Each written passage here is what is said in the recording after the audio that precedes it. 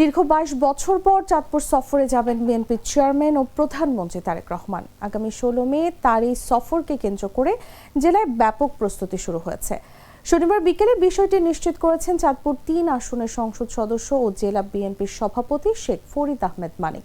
প্রধানমন্ত্রীর সফরকে সামনে রেখে সম্ভাব্য বিভিন্ন ভেন্যু পরিদর্শন করেছেন সংসদ সদস্য সহ জেলা প্রশাসনের কর্মকর্তারা।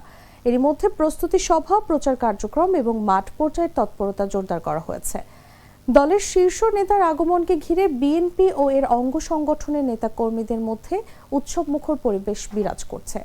সফরকালে তারেক রহমান খাল খনন প্রকল্প, ফ্যামিলি কার্ড বিতরণ, বিজ্ঞান ও প্রযুক্তি বিশ্ববিদ্যালয় ও চাঁদপুর মেডিকেল কলেজের ভিত্তিপ্রস্তর উদ্বোধন করবেন।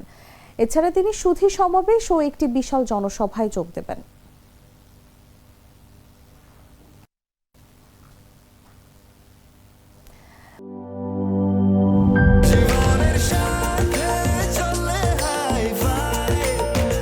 স্বাস্থ্যকর অল টাইম ফ্যামিলি কেক, সব সময় অল টাইম হেলদি লাইফ।